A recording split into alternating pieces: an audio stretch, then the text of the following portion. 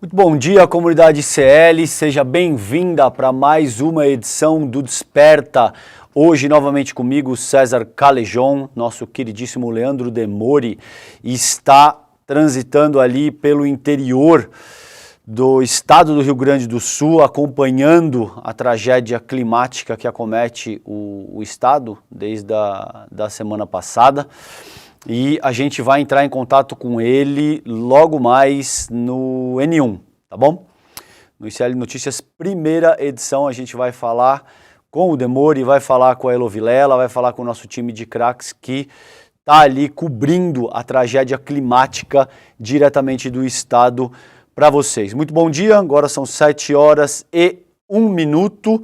Estamos no ar pelas redes do Edu Moreira, do ICL e pelas nossas redes afiliadas, tá bom? Rádio, televisão, chegando aí mais longe com o jornalismo do ICL Notícias. Gente, hoje a gente vai falar um pouco aí a gente vai falar muito da questão da tragédia que acomete o Rio Grande do Sul. Vamos falar um pouco também de Petrobras, vamos falar do Eduardo Leite, tem um pouco de tudo hoje. O programa está recheado para vocês, então eu vou logo direto para a primeira notícia que eu quero trabalhar com vocês, porque a gente tem muita coisa para ver nessa uma hora de Desperta ICL do dia 15 de maio de 2024, agora 7h02, tá bom? Porto Alegre deve ter menor temperatura do ano nesta quarta. Hoje, Serra e Sul podem ficar abaixo de 0 grau. Previsão do INMET indica que a mínima da capital gaúcha deve ser de 7 graus de manhã, com a máxima não superando os 15. Essa notícia foi publicada nessa madrugada do dia 15, às 5 horas da manhã, pelo colega Claudinei Queiroz, na Folha de São Paulo, tá? Então, a frente fria que chegou ao Rio Grande do Sul nessa terça fez a temperatura bater o recorde de mínima do ano em todo o estado. No entanto, nessa quarta, hoje, a tendência é ter marcas ainda menores com novos recordes. Eu venho conversando, gente, com amigas e amigos que estão em Porto Alegre e que me dizem o seguinte: a urgência agora, considerando as doações, não é mais água. Aparentemente, segundo relato dessas pessoas com as quais eu conversei, a necessidade nesse momento, o que é mais premente, não é mais água. As pessoas precisam agora de agasalhos, higiene pessoal, cobertores e coisas que sejam necessárias para enfrentar o frio que está fazendo na região nesse momento, tá? Então, orientem as vossas doações, principalmente considerando produtos de primeira necessidade, higiene pessoal, cobertores, agasalhos e coisas desse tipo que sirvam para enfrentar esse frio recorde aí que está fazendo na região nesse momento, tá bom?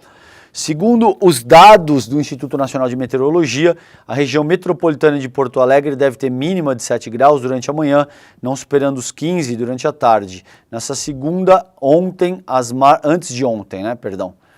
Não ontem, né? As marcas ficaram entre 10 e 16 graus. Não, hoje é quarta, gente, perdão, na segunda-feira, tá certo, tô perdido aqui no tempo. Como a frente fria trouxe uma massa de ar polar seco, o céu ficará ensolarado, com poucas nuvens, mas o clima será gelado, sendo um estorvo para as equipes de resgate e voluntários que precisam enfrentar as enchentes na capital gaúcha e principalmente para a própria população, né, gente, que está ali já absolutamente desabrigada. Você tem um número imenso de pessoas que foram deslocadas das suas casas, que estão tendo que lidar com todo tipo de adversidade e agora se veem confrontadas com o frio também. O frio intenso chega ao estado, que tem mais de 267 mil lares sem energia e quase 160 mil sem abastecimento de água. E as baixas temperaturas agravam a situação de milhares de pessoas que estão alocadas em abrigos provisórios. Foi exatamente isso que eu salientei aqui para vocês. Segundo a Defesa Civil, mais de 530 mil pessoas estão desalojadas e quase 80 mil estão em abrigos públicos. Além da Grande Porto Alegre, o frio também deverá bater recordes na Serra Gaúcha e no sul do estado, além da Serra Catarinense.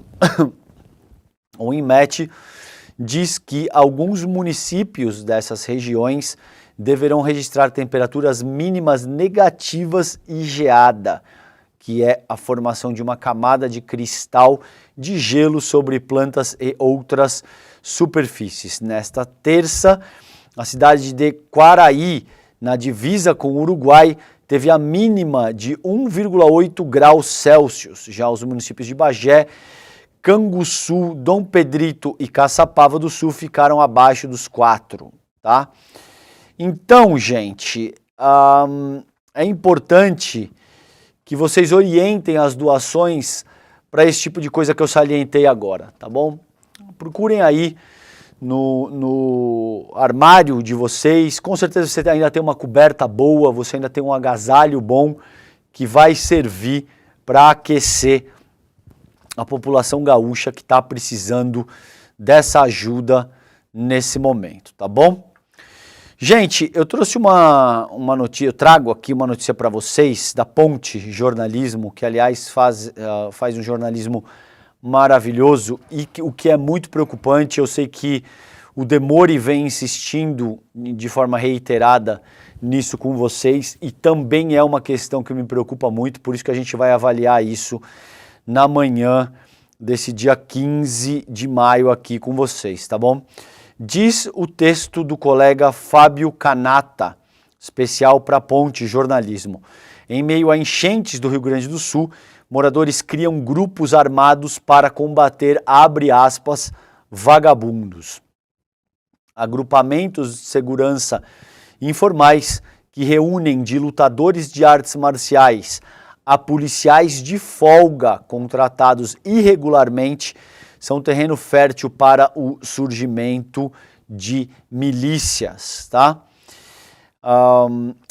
Diz o texto, o desastre climático que atingiu o Rio Grande do Sul, deixando mais de 140 mortos e 538 mil desalojados, dos quais 80 mil instalados em abrigos, tem levado moradores a se organizarem por conta própria em grupos armados. Alguns com a presença de policiais de folga, contratados irregularmente, com o objetivo declarado de combater vagabundos, entre aspas. Para especialistas ouvidos pela Ponte, a iniciativa é um terreno fértil para o surgimento de milícias. Um policial que terá a identidade preservada por uma questão de segurança contou à reportagem que colegas da Polícia Civil e Militar têm recebido entre 30 e 40 reais por hora para fazer bicos em seus horários de folga, cuidando da segurança de ruas, condomínios e comércios desocupados por conta das chuvas. As vagas circulam em grupos de policiais no WhatsApp. Abre aspas para essa fonte que vai ser preservada pelo jornalismo da Ponte. Os colegas avisam no grupo que tem alguém oferecendo dinheiro pela vigilância e daí faz o recrutamento, explica essa pessoa. Mas não são apenas policiais contratados regularmente que têm feito a segurança nas regiões alagadas. Em vários bairros da cidade e também na região metropolitana de Porto Alegre, há relatos de grupos formados por civis para defender residências e comércios de criminosos que agem embarcados. A reportagem teve acesso a fotos e vídeos gravados num desses locais na zona sul da capital. Tem um vídeo aqui, eu não vou passar porque eu não vou me estender muito nisso, eu só quero chamar a atenção para a urgência dessa pauta e para a importância do trabalho. Ao longo da semana passada circulou uma imagem, um cidadão pegando mantimentos que aparentemente pertenciam a um mercado, a um comércio, Muito provavelmente essa pessoa estava com fome e um policial atira, ele faz um disparo, o disparo pega na água ao lado dessa pessoa e o policial dizendo que era para a pessoa deixar os mantimentos ali. É óbvio que isso é uma questão delicadíssima, porque enquanto as forças policiais têm que manter a ordem estabelecida, do outro lado você tem pessoas que estão passando fome. Do outro lado você tem pessoas que estão desesperadas, que muito possivelmente podem estar há dias sem comer e que estão pegando comida no sentido de fazer a manutenção da própria subsistência. Tá? Então é uma questão extremamente sensível, complicadíssima. É óbvio também, tem essa imagem aqui, para você que me assiste no YouTube, é essa imagem aí, que eu não vou rodar aqui também, mas é desse policial efetuando um disparo em direção a um suspeito de estar saqueando um estabelecimento, pegando comida, porque muito provavelmente essa pessoa também estava numa situação absurda de vulnerabilidade e estava com fome. Então é uma questão complexa, é uma questão delicada para a qual a gente tem que tomar muito cuidado, porque como aponta o jornalismo da Ponte, isso é um terreno fértil para a formação de milícia e a gente pode ter toda sorte de problemas e dificuldades em virtude disso, tá bom? Gente, muito bom dia para você que chega agora, são 7 horas e 11 minutos do dia 15 de maio. Se você está chegando agora, eu já falei um pouco que Porto Alegre deve ter as melhores temperaturas do ano nessa quarta-feira, hoje, dia 15, e também já dei conta de como o jornalismo da Ponte indica que você tem a formação de potenciais milícias particulares que estão se formando no Rio Grande do Sul no sentido de defender os comércios locais, de evitar saques e esse tipo de coisa. E esse é um processo, socialmente falando, complicadíssimo, para o qual a gente deve estar atento. 7 horas e 12 minutos nesse momento. Eu vou para a matéria da colega Fabiola Pérez no UOL, foi publicada às 4 horas da manhã de hoje. Sob pressão, o governo federal prepara programa para emergências climáticas. Esses programas serão muito bem-vindos porque uma boa parte do recurso que está destinado para a região precisa ele precisa estar alocado. O governo federal, o governo municipal, o governo estadual, enfim, os gestores do poder público precisam precisam apresentar planos de trabalho, precisam indicar programas que sejam capazes de dizer, olha, tal recurso vai ser alocado aqui, aqui e ali. Muitas instituições, como o Banco dos BRICS, por exemplo, têm como premissa elementar de governança interna que você precisa demonstrar como é que você vai alocar o recurso que está sendo concedido. A gente vai falar disso ainda nessa edição do Desperta com vocês, tá bom? Então, diz o texto da Fabiola Pérez no UOL. Pressionado com a tragédia no Rio Grande do Sul, o governo federal agilizou a criação de um programa para enfrentar emergências climáticas. A ideia é reunir, no total, 23 ministérios sob o comando da pasta do Meio Ambiente. A proposta está sendo discutida por representantes dos ministérios e outros órgãos oficiais e precisa da aprovação do presidente Lula. A divulgação deve ser feita na próxima semana.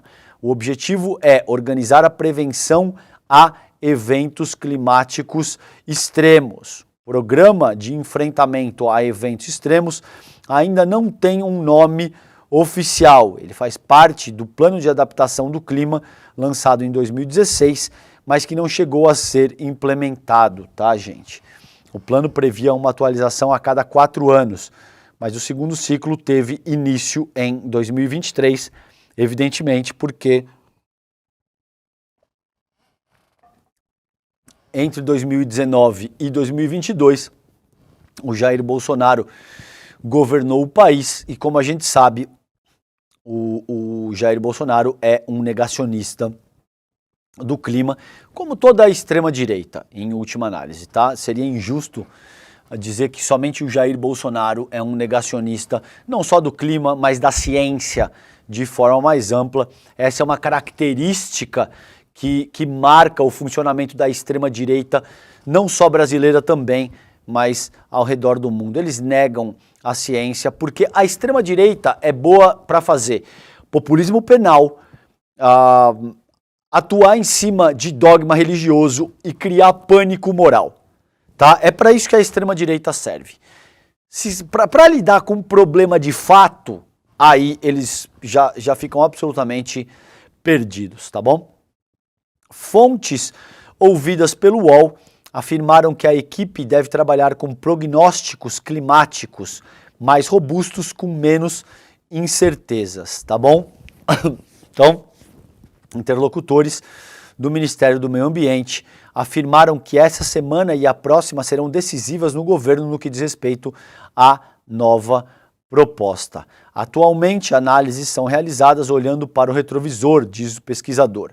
O especialista em mudanças climáticas, Pedro Ivo Camarinha, do CEMADEM, que é o Centro Nacional de Monitoramento e Alertas de Desastres Naturais, explica que havia dificuldade em considerar mudanças climáticas futuras nas discussões com gestores públicos. Ele afirma ainda que no passado havia poucos modelos climáticos disponíveis e confiáveis para fazer projeções para as próximas décadas. Mais modelos de projeções foram desenvolvidos e passaram a ser utilizados, segundo o Camarinha. A questão climática era um dos carros-chefes da campanha eleitoral do Lula em 2022, tá bom? Então, tá aí, essa notícia também é bastante importante. O governo federal está se movimentando fortemente no sentido de preparar um programa mais amplo para emergências climáticas, tá?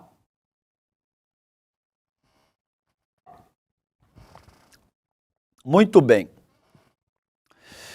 Gente, vamos lá, essa questão aqui também é muito importante, vocês vão ver isso ao longo do dia, a gente vai trabalhar isso com vocês no N1 também, e eu já adianto aqui no Desperta. Paulo Pimenta será ministro extraordinário da reconstrução do Rio Grande do Sul. Petista é atualmente chefe da Secretaria da Comunicação, a SECOM, reação à tragédia. Diz aqui o texto da Folha de São Paulo, na linha fina, que desgastou o governo Lula. A minha opinião, e aí evidentemente cada comunicador, cada jornalista vai ter a sua leitura própria, não me parece que o governo Lula esteja desgastado em virtude da tragédia, principalmente porque a resposta organizada pelo governo Lula tem sido absolutamente robusta, né? No sentido de investir dezenas de bilhões de reais para endereçar a tragédia climática. Evidentemente existe um esforço da extrema-direita bolsonarista no sentido de dizer que o governo não está fazendo nada, no sentido de criar notícias falsas e todo tipo de coisa. Não me parece que para a população de forma mais ampla a gente tem que esperar um pouco ainda pesquisas que vão consolidar essa percepção. Não me parece que o governo Lula esteja desgastado nessa medida, tá bom? Diz o texto aqui das colegas Kátia Seabra e do Renato Machado para a Folha de São Paulo.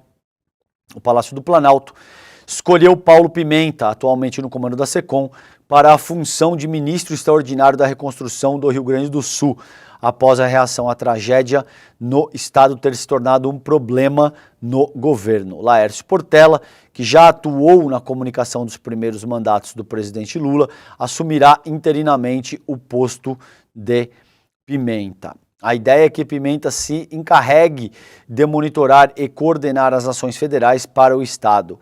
O anúncio oficial deve acontecer hoje, nessa quarta-feira, quando Lula vai ao Rio Grande do Sul. Lula vai hoje pela terceira vez em menos de 10 dias ao Rio Grande do Sul, tá? Então, é difícil afirmar que o governo está se desgastando, considerando esse nível de investimento de recurso financeiro, de atenção, de energia. Vocês lembram o que aconteceu durante a tragédia da Bahia, quando o Bolsonaro disse isso verbalmente? Isso não é a minha opinião, tá bom, gente? Não é o que eu acho. Tá gravado. Bolsonaro disse isso, ele verbaliza isso, eu espero não ter que voltar antes das minhas férias, quando da tragédia climática na Bahia. Então ele ficou ali passeando de jet ski e ele diz isso para um apoiador dele que diz, eu espero não ter que voltar antes das minhas férias. Tá? Esse é o nível do Jair Bolsonaro e tá aí a diferença entre um governo, você pode e deve criticar, mas que atua com um nível de estadismo que se espera quando a gente tem uma situação tão complicada quanto essa, e um lacrador como o Jair Bolsonaro, que se vale de populismo penal, de dogma religioso, de pânico moral, para sustentar o seu capital político e não tem absolutamente nenhum compromisso com coisas materiais e efetivas que sejam capazes de atenuar o sofrimento da população ou que sejam capazes de lidar com coisas que realmente importem para a vida social e política do país, tá bom? Então o Lula vai de novo ao Rio Grande do Sul para visitar as áreas atingidas pelas inundações e anunciar um novo pacote de medidas ainda hoje, nessa quarta-feira, dia 15 de maio. A tragédia no Rio Grande do Sul atravancou a estratégia de comunicação pré-definida pelo governo e, incomodado com a reação de oposicionistas às medidas federais, Lula decidiu anunciar no estado uma série de ações em resposta às críticas. Evidentemente, essa é a interpretação dos jornalistas e da Folha de São Paulo.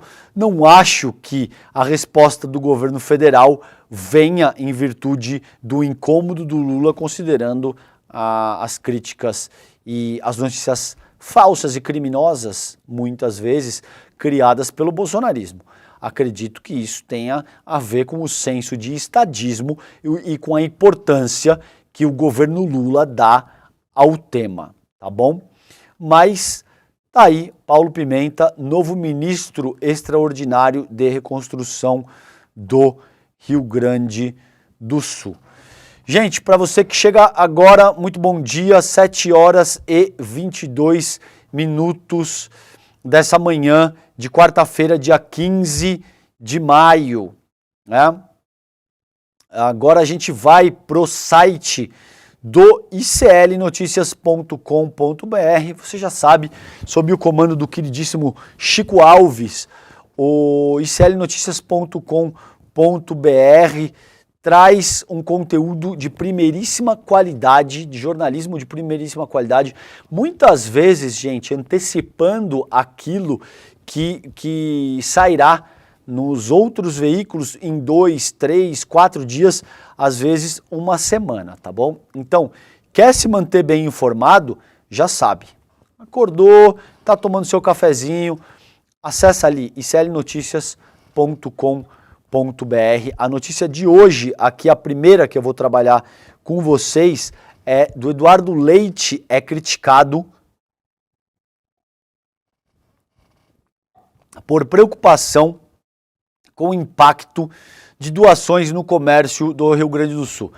A gente separou aqui, essa entrevista foi concedida à Band News, tá bom? A entrevista do governador do estado do Rio Grande do Sul, Eduardo Leite, foi concedida ontem, dia 14 de maio, terça-feira, para a Band News. A gente separou aqui para vocês. Vamos dar uma olhada, vamos escutar o que diz o governador do estado do Rio Grande do Sul em meio à maior tragédia climática da história do Brasil, que varreu o estado que ele governa. Vamos lá, Vitinho, se você puder soltar já, vamos dar uma olhada. Eu pedir à nossa equipe aqui é que ajude a estruturar, na medida do possível, ferramentas e canais para que aquelas pessoas de outros locais que queiram fazer doações possam fazer essas doações também, ajudando o comércio local, que está impactado. porque, na verdade, quando você tem um volume tão grande de doações físicas chegando ao Estado, há um receio, pelo que nós já observamos em outras situações, em outras circunstâncias, sobre o impacto que isso terá no comércio local, né? Que pode, na verdade, você tem uma cidade que está impactada, o comércio que foi impactado também, e o reerguimento desse comércio fica dificultado na medida em que você tem uma série de itens que estão vindo de outros lugares também do país. Então tá aí, tá bom? Então vocês ouviram, né? Não sou eu que estou dizendo, não é a minha opinião. Tá aí o Eduardo Leite com receio do impacto que as doações, tá, que chegam abundantemente de todo o país podem causar no comércio do Rio Grande do Sul, tá bom? Governador, francamente, primeiro as pessoas não morrem de fome, elas não morrem de sede e elas não morrem de frio e depois elas recuperam a economia. A sua lógica, a lógica que o senhor apresenta nessa ocasião, é muito parecida com a lógica do bolsonarismo durante a pandemia. É a lógica do o comércio não pode parar, né? As pessoas, enfim, quem morrer, morreu, que era a lógica do bolsonarismo na ocasião. Isso resultou em mais de 700 mil vidas perdidas durante a pandemia.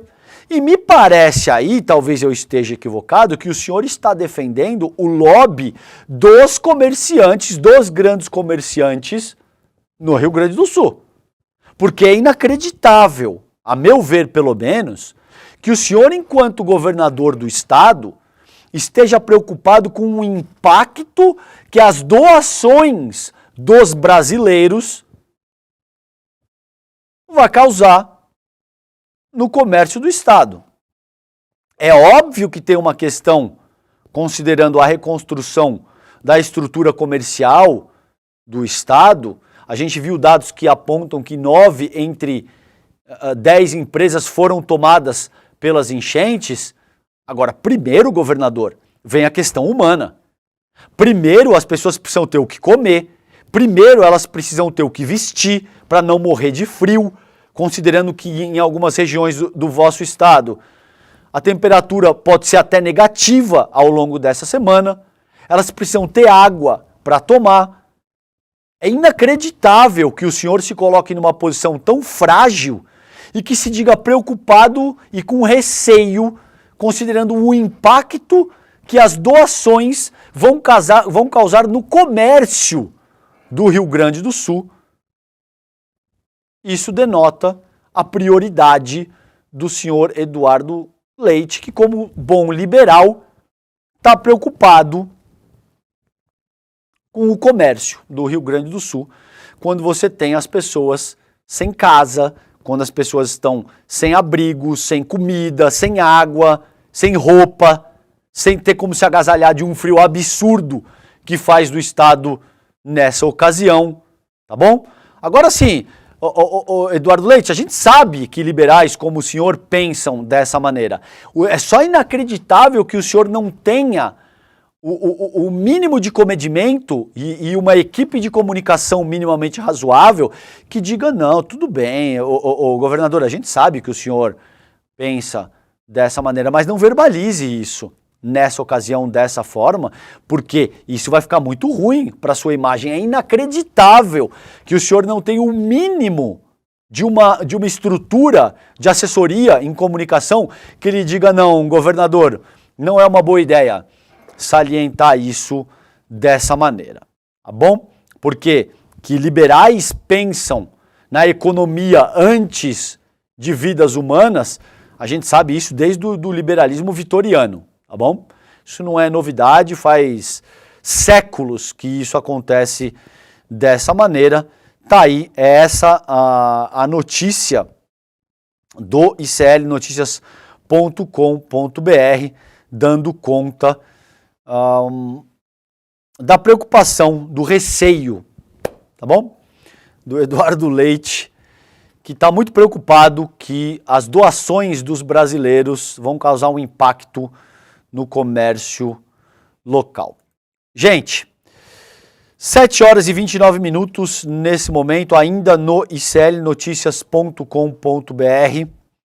População de abrigados no Rio Grande do Sul é maior do que a de 92,5% dos municípios do país, com mais de 18 mil pessoas em 73 abrigos. Canoas é a cidade com mais gente acolhida nesses espaços. A Elo Vilela passou, nossa queridíssima e brilhante Elo Vilela, passou pela cidade de Canoas essa semana, esteve em loco ali, fez o jornalismo brilhante que lhe é peculiar, tá bom? Então tá aí, vivendo uma tragédia sem precedentes. O estado do Rio Grande do Sul tem uma multidão de 76.580 pessoas vivendo em 837 abrigos improvisados em ginásios, universidades, escolas, prédios públicos e até estacionamentos. Se fosse o número de habitantes de um município, seria maior do que a população de 92,5% das cidades brasileiras, considerando que apenas 419 das 5.570 cidades possuem mais residentes, segundo o censo 2022 do IBGE. Então veja que loucura. É nesse contexto que o governador do estado se diz preocupado que as doações do povo brasileiro para um estado que foi varrido pela maior tragédia climática da história do Brasil vão impactar o comércio local. Esse é o nível de prioridades do governador do estado. Então, tá aí, a situação é muito complicada, você tem muita gente que foi deslocada das suas residências, você tem, dos 497 municípios do Rio Grande do Sul, 446 foram afetados, o que corresponde a 89,7%. Na manhã de ontem, o nível do Guaíba, que banha a Grande Porto Alegre, atingiu a marca de 5,21 metros, o recorde histórico na semana passada foi de 5,33, hoje baixou um pouquinho, mas as últimas notícias que eu tenho, precisa ver como é que isso vai ao longo do dia, mas o nível continua altíssimo, acima de 5 metros ainda, então continuem doando nessa ocasião, principalmente agasalhos, cobertores e itens de primeira necessidade. Tá bom? Como higiene pessoal e outros itens de primeira necessidade. A despeito da preocupação do governador do estado que as doações possam causar impacto no comércio local, toda a infraestrutura civil do Rio Grande do Sul foi arrasada, gente. Não tem como fomentar o comércio local nessa ocasião, porque o comércio está debaixo da água. As pessoas estão sem dinheiro, elas não têm como fazer nenhum tipo de aquisição.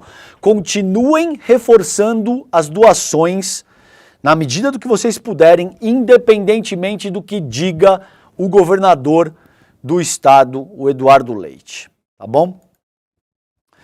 Gente, isso também vai ser um destaque enorme ao longo do dia. Eu não vou me estender muito aqui, porque seguramente o Edu Moreira vai trabalhar desse tema no N1, tá bom? No ICL Notícias primeira edição. O Edu é um craque nesse tema e eu também estou ansioso para que a gente tenha acesso ao que vai dizer o Edu Moreira sobre esse tema, que é Lula demite Jean Paul Prates da presidência da Petrobras. A gente sabe, isso é público e notório, que havia ali um embate com o Rui Costa da Casa Civil, havia um embate com o Alexandre Silveira de Minas e Energia, isso é público e notório, todo mundo sabe. Eu ouvi fontes que me deram conta também que a FUP, que é dos petroleiros, ali o sindicato dos petroleiros estavam organizando uma greve, isso também iria gerar um certo desgaste. O Lula já estava ali com até a tampa com essas questões, e parece que o Prates sofreu um desgaste, segundo interlocutores com os quais eu conversei, porque não foi capaz de reverter ali o caráter mais privado, sobretudo, principalmente considerando a governança da Petrobras, que a empresa ganhou desde do Pedro Parente, enfim, uma série de coisas aí. Essa é uma questão que vai ser trabalhada ao longo do dia. Eu não vou me aprofundar nessa análise, vou deixar isso para o nosso querido Edu Moreira, que é um craque dessa temática, entende muito mais disso do que eu, não tenho o menor constrangimento de dizer isso para vocês. A matéria do iclnoticias.com.br aponta uma série de coisas, considerando a questão dos dividendos da Petrobras, considerando uma nova avaliação, enfim, uma série de coisas que seguramente o Edu Moreira vai trabalhar a seguir no N1 com vocês, tá bom? Nessa ocasião, eu trago uma matéria dos nossos colegas da Fórum, a revista Fórum. Esse texto é do Marcelo Heiler, que te diz quem é Magda Chambriard, que é a nova presidenta da Petrobras, tá bom? Engenheira civil e ex-diretora geral da ANP, que assume o cargo do Jean Paul Prats. Então, eu trago isso para vocês nesse momento, que o presidente Lula demitiu na noite de ontem, terça-feira, dia 14, o Jean Paul Prats da presidência da Petrobras. O Jean Paul Prats soltou um comunicado dizendo que, de alguma forma, explicitando o embate com o Silveira e com o Rui Costa da Casa Civil, e de acordo com as primeiras informações, segundo esse texto dos colegas da Fórum, o Lula não estaria satisfeito com os resultados da presidência da Petrolífera, principalmente após o registro de prejuízo de 38% no primeiro trimestre, divulgado nessa segunda-feira. Para o lugar de Jean Paul Prats, foi nomeada a engenheira civil Magda Maria de Regina Chambriard, que foi diretora da Agência Nacional do Petróleo, Gás Natural e Biocombustíveis, a ANP, desde 9 de março de 2012 até 2016. Quem é a Magda? Ela nasceu no Rio de Janeiro, no dia 30 de junho de 1957, é engenheira civil, formada na Universidade Federal do Rio de Janeiro em 79, foi diretora geral da Agência Nacional do Petróleo, Gás Natural e Biocombustíveis. Em 89 concluiu a pós-graduação em Engenharia Química pela COP na UFRJ. Iniciou sua carreira na Petrobras em 1980 como engenheira estagiária, ou seja, é alguém que tem aí décadas e décadas e décadas de conhecimento na empresa. Em 2022 ingressou na ANP como assessora de diretoria. Em 2005 assumiu a Superintendência de Exploração da agência. Em 2006 assumiu simultaneamente a CEP, que é a Superintendência de Definição de Blocos, tá bom? Então tá aí um perfil breve da nova presidenta da Petrobras, que é a Magda Chambriard, tá bom? E aí eu trago na sequência uma questão que eu achei importante também, considerando esse debate que vai surgir agora, principalmente como narrativa da extrema-direita, tá? Aí caiu o lucro da Petrobras por conta dos petralhas, por conta, enfim. Tudo isso vai ser dito, e eu achei importante salientar essa matéria do colega Vinícius Konchinski, do Brasil de Fato. Ele publicou isso ontem, às 8h27 da noite. Dólar e combustível mais barato reduzem lucro na Petrobras no início de 2024. O valor dos combustíveis vendidos no país caiu 7,8% em 3 meses e 16% em um ano. Então, em alguma medida, gente, existe uma correlação muito direta entre o lucro da empresa e o preço do combustível que você paga na bomba. Tá? Então, não é à toa que o preço dos combustíveis caiu e que você começa a ter principalmente veículos da mídia corporativa que defendem um grande capital e tal, assumindo essa linha de raciocínio. Até aí tudo bem. O que é preocupante é que uma ampla parcela da população não tem conhecimento a respeito dessa temática e embarca nessa narrativa de forma crítica, sem entender exatamente o que está acontecendo nessa ocasião, tá? Então diz o texto do colega Vinícius. A queda dos preços dos combustíveis no país e da cotação do dólar frente ao real reduziram a lucratividade da Petrobras no primeiro trimestre de 2024. A estatal anunciou na última segunda-feira, antes de ontem, dia 13, que lucrou 23,7 bilhões nos primeiros 3 anos deste ano. Isso é 41,8% a menos do que no trimestre anterior e 37,8% a menos do que o mesmo trimestre do ano de 2023. Segundo a empresa, o lucro menor tem a ver com questões sazonais e conjunturais. Isso que eu digo, muito provavelmente é uma questão mais ampla, mais complexa, que envolve uma série de outras questões também. No início do ano, a Petrobras tradicionalmente vende menos combustíveis, faturando menos. No primeiro trimestre de 2024, as vendas foram 5% menores que no último trimestre de 2023 e também 4,6% menores do que no primeiro trimestre do ano passado. O faturamento da empresa com a venda de combustíveis também foi menor porque o preço dos combustíveis caiu. O valor médio dos combustíveis vendidos no país baixou 7,8% em 3 meses e 16% em um ano. Nessa medida, gente, enquanto população, você que me escuta nesse momento, precisa definir se você prefere engordar o bolso do acionista ou se você prefere pagar menos pelo combustível quando você vai abastecer o teu carro na bomba, tá bom? Por fim, o dólar também comprimiu os ganhos da estatal. Foram 7 bilhões de reais com variações monetárias e cambiais. Ainda assim, para o diretor técnico do Instituto de Estudos Estratégicos de Petróleo, Gás Natural e Biocombustíveis, o INEP, Mahatma Ramos dos Santos, o resultado do trimestre foi positivo, abre aspas para ele. A Petrobras segue como uma empresa com forte capacidade de geração de caixa, sobretudo em virtude dos bons indicadores operacionais da empresa.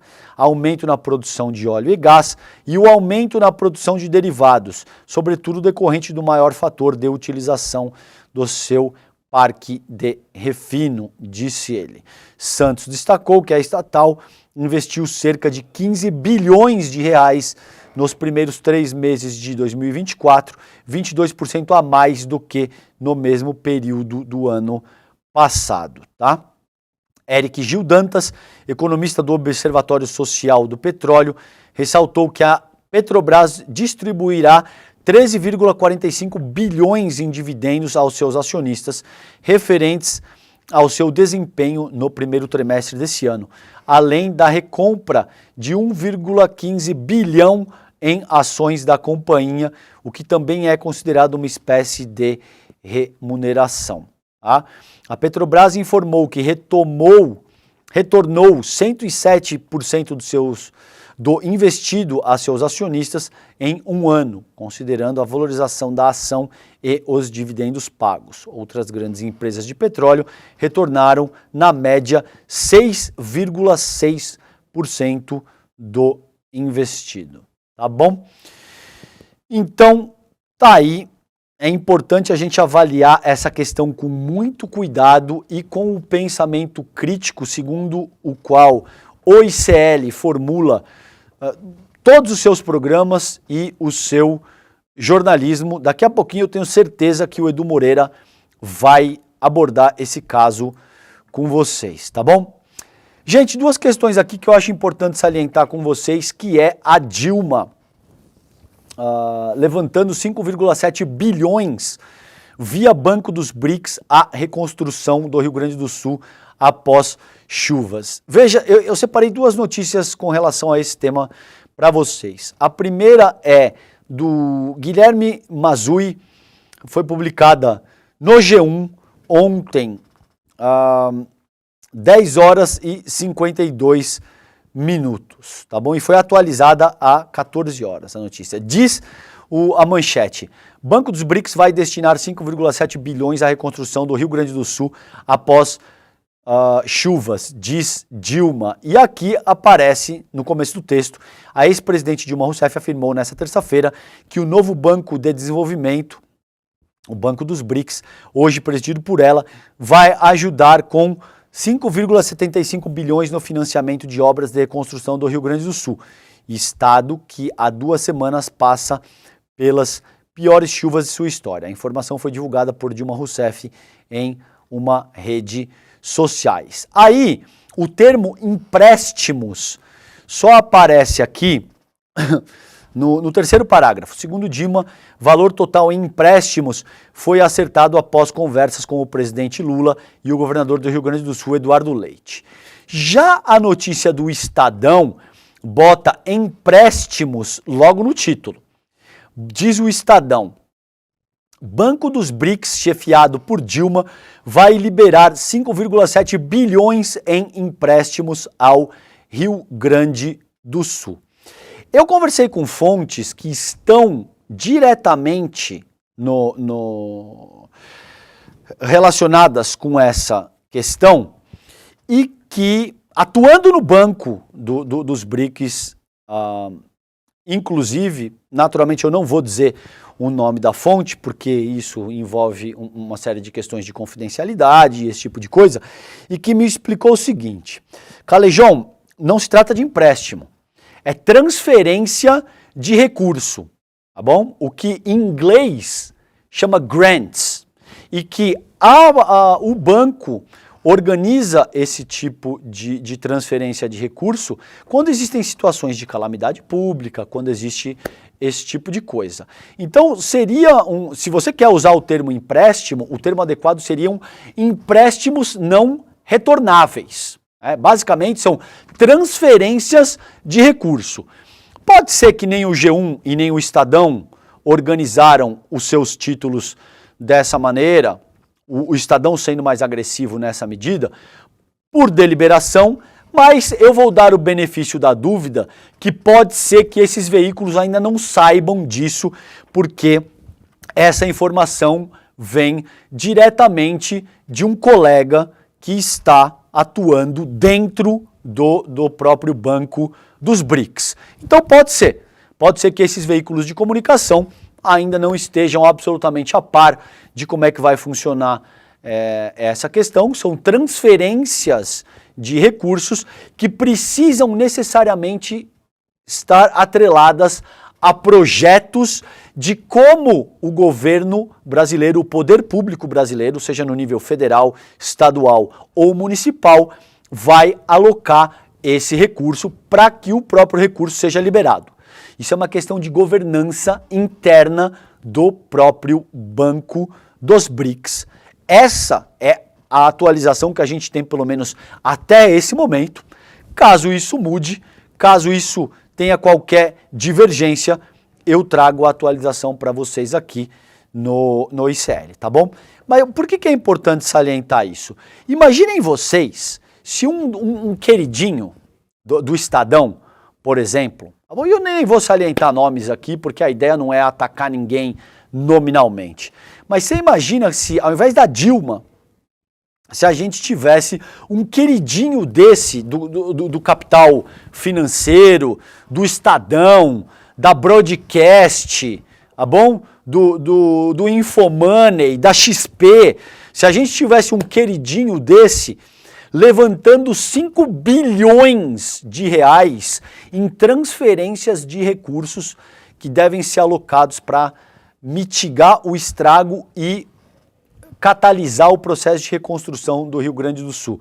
Gente, vocês teriam o Estadão dando capa durante uma semana com essa figura, tá bom? Você imagina se fosse, sei lá, o Armínio Fraga, o Delfim Neto, que levantou esses recursos em forma de transferência de recurso. Seria uma semana de capa do Estadão dizendo: temos um novo salvador da pátria, tá bom? Agora, como é a Dilma, são 5,7 bilhões em empréstimos ao Rio Grande do Sul. E você tem o bolsonarismo, naturalmente, dizendo que os juros serão exorbitantes, que isso é uma roubada, naturalmente trabalhando com notícias falsas, que é o que eles sabem fazer, tá bom? Então tá aí. Gente, vamos lá para o Sul 21, eu tenho acompanhado com vocês o trabalho que o time do Sul 21 vem fazendo ao longo dessa semana. Parabéns para eles, um jornalismo profissional de primeiríssima qualidade. Diz aqui a notícia que foi publicada pela redação deles ontem, às 18 horas e 26 minutos. Ex-diretores do DEMAE e DEP apontam falta de manutenção e sugerem medidas imediatas. Tá? Manifesto assinado por mais de 30 especialistas indica que sistema que deveria proteger Porto Alegre na enchente é eficiente, mas não teve a devida manutenção. Por que será que o senhor Sebastião Melo não quer falar em culpados nesse momento? Não é verdade?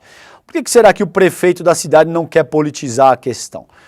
Ex-diretores do Departamento Municipal de Água e Esgoto, o DEMAI, do extinto Departamento de Esgotos Pluviais, o DEP, e da recém-privatizada Corsan, em conjunto com outros especialistas na área, assinam um manifesto em que sugerem uma série de medidas a serem adotadas para reforçar o sistema de proteção contra inundação de Porto Alegre e facilitar o processo de vazão da atual inundação que atinge a cidade. Na abertura do manifesto, os signatários defendem que o atual sistema é robusto, eficiente e fácil de operar e manter, mas que não está operando adequadamente pela falta de manutenção, gente. Então não adianta deixar a comporta enferrujada e depois, quando a gente tem a maior tragédia climática do estado, ficar colocando saco de areia, caro prefeito. Precisa fazer a manutenção, tá bom? Eles pontuam que o sistema de proteção é composto por cerca de 60 quilômetros que se estendem da Freeway ao norte até o Morro da Assunção ao sul, sendo composto pelo Muro da Mauá e diques externos e internos a uma cota de 6 metros de altura, a altura máxima da água registrada na atual inundação. A maior já registrada é de 5 metros e 35 centímetros, que isso aconteceu no dia 5 de maio, 10 dias atrás, tá bom? No muro há 14 comportas que, em dias normais, permanecem abertas e são fechadas em casos de inundação. O sistema também é composto por 23 casas de bombas que também possuem comportas. Abre aspas. Esse sistema, quando totalmente fechado, impede o extravasamento das águas sobre a cidade. Impede a inundação até a cota de 6 metros, tá? 6 metros acima do mar. E como são retiradas as águas geradas dentro de Porto Alegre? Através do bombeamento das casas de bombas, diques internos e condutos forçados. Tá? Segundo o documento, os vazamentos do sistema são resultado da falta de manutenção das comportas, tanto ao longo do muro, abaixo da Avenida Castelo Branco e junto às casas de bombas, alertando ainda que estas falhas já foram percebidas na cheia do Guaíba de 2023, tá bom? Então, gente, quem quiser ler a matéria inteira, acessem ali o site do Sul 21. Agora, existem culpados, tá bom? Existem culpados, houve negligência, uma série de coisas que precisam ser avaliadas com muito cuidado, não só no sentido de determinar a responsabilidade, sim, que é para isso que existe o poder público, tá bom? Prefeito, governador e presidente da República não serve só para ficar postando em rede social lacrando com pânico moral, populismo penal e coisa que o valha, um dogma religioso. Essas pessoas precisam sim ser compelidas a assumirem as suas devidas responsabilidades. Agora, esse não é só o caso. É importante fazer essa responsabilização para que futuros cenários análogos a esse sejam evitados, tá bom? Então tá aí da onde vem essa ladainha de não vamos politizar a tragédia. Gente, ainda no site do Sul 21, desinformação climática é um dos motores da tragédia, diz pesquisadora. As plataformas são corresponsáveis pela falta de transparência, isso vem da Agência Brasil. Notícias falsas envolvendo críticas ao governo, negacionismo em relações às mudanças climáticas e teorias da conspiração sobre a tragédia têm marcado as postagens no que está acontecendo no Rio Grande do Sul, segundo Marina Loureiro. Ela é coordenadora de projetos do Laboratório de Pesquisa da Escola de Comunicação da Universidade Federal do Rio de Janeiro, a UFRJ, o NetLab, tá? De acordo com a pesquisadora, as narrativas difundidas pelos propagadores de fake news neste desastre se concentram em 5 eixos: afirmar que a resposta governamental tem sido insuficiente, negar a relação entre os eventos e as mudanças climáticas, inserir a tragédia nas pautas morais e em teorias da conspiração. Eu não estou falando que é isso que eles fazem o tempo todo. Inflar o papel de seus aliados na resposta à crise e se beneficiar da tragédia por meio de autopromoção, pedidos de doação e fraudes. Aspas para ela. Tais conteúdos atrapalham trabalhos de assistência à população atingida pelas enchentes e são utilizados por personalidades que buscam lucrar com a tragédia, bem como obter engajamento ou apoio político. Ao influenciar a política nacional por meio da disseminação online, a desinformação climática se tornou um dos principais motores da tragédia. Ou seja, essas pessoas não têm o menor limite moral e ético para absolutamente nada. E o único método eficiente para combater essa abordagem é judicializar. É fazer com que essas pessoas enfrentem as consequências dos seus atos criminosos perante a justiça. Não tem outro caminho. Tá bom, gente? Muito bem, gente. Nos minutinhos finais aqui, muito brevemente, porque eu ainda quero chamar uma conversa maravilhosa do Edu Moreira com o pastor Henrique Vieira, tem essa questão do Zanin ampliando a votação. Essa matéria da Carta Capital foi publicada ontem. STF, voto do Zanin amplia placar contra habeas corpus preventivo para evitar possível prisão de Bolsonaro por golpe. Então, de uma forma muito resumida, o que isso significa é que, ao que tudo indica, pelo menos não haverá habeas corpus preventivo contra a prisão do Jair Bolsonaro. Agora, naturalmente, já está na hora de se encerrar esses inquéritos. Os inquéritos estão se arrastando demais, isso vai criando um clima de perseguição política, isso vai criando toda sorte de dificuldades. Já existem provas cabais contra o Jair Bolsonaro, a meu ver, pelo menos, e eu não sou operador do direito, eu não sou jurista, formulador de doutrina, mas enquanto comunicador que acompanha diariamente o ânimo da população nacional, já está mais do que na hora, de se encerrar esses inquéritos, tá bom? Gente, e por fim também, muito brevemente, matéria do querido Brasil de Fato, a bom da redação.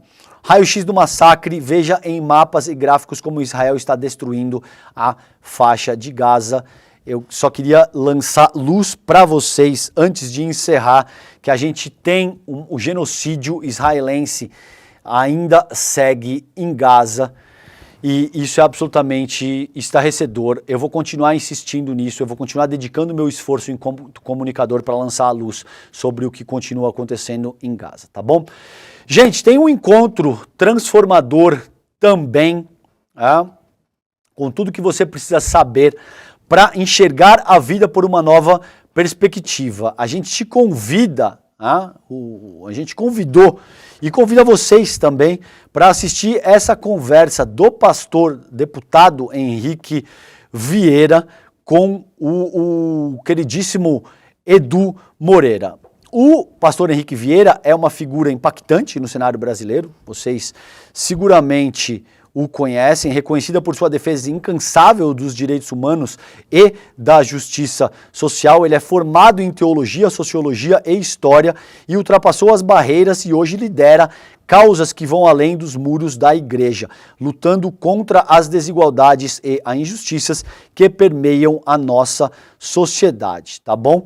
Então, tá aí, vai acontecer esse debate, essa conversa em busca do melhor da vida, lições do pastor Henrique Vieira, um encontro transformador que fará você repensar a vida, com o nosso queridíssimo Edu Moreira, no dia 26 de maio, domingo, 20 horas. Vale muito a pena, o Henrique Vieira é um craque, eu sempre lembro, o Frei Beto me disse algo que me marcou muito, que vai ao encontro do trabalho do Henrique Vieira, gente. O Frei Beto me disse o seguinte: Calejão, o que Jesus Cristo trouxe para a Terra é um projeto político de emancipação popular. Isso sempre me marcou, gente.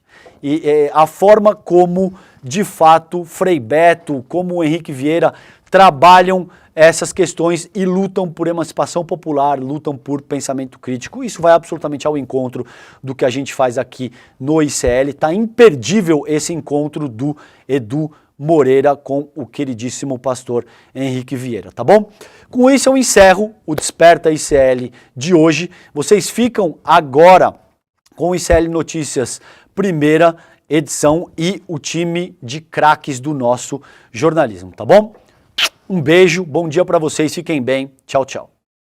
Foi preciso esperar 6 anos, mas a pergunta, quem mandou matar Marielle Franco, tem agora uma resposta. Durante 6 anos, o trabalho da imprensa foi fundamental, não só para buscar informações que foram trazidas a público, mas também para cobrar as autoridades, para que as investigações andassem. Era um campo minado, né? Que a polícia ali estava comprometida. Por que ele vira a chave e faz a delação? Você não precisa ser nenhum detetive para perceber que era uma investigação completamente cheia de buracos, lacunas, ações estranhas dos policiais. Existe um papel fundamental da imprensa para mostrar que essa investigação, que esse inquérito estava contaminado. Acho que não havia essa expectativa dos mandantes de que a Marielle, por exemplo, se tornasse um símbolo internacional da luta pelos direitos humanos. The world wants to know who ordered the murder of Marielle Franco. Veja a importância da resiliência dos colegas que nunca abandonaram esse caso. A Polícia Federal diz ter concluído as investigações de um crime que há 6 anos aguarda a resposta.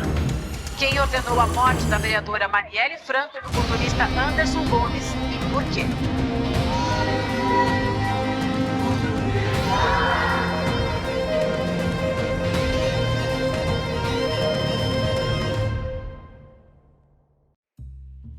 No Em Detalhes de hoje, eu converso com Valério Pilar, professor do Departamento de Ecologia do Instituto de Biociência da Universidade Federal do Rio Grande do Sul.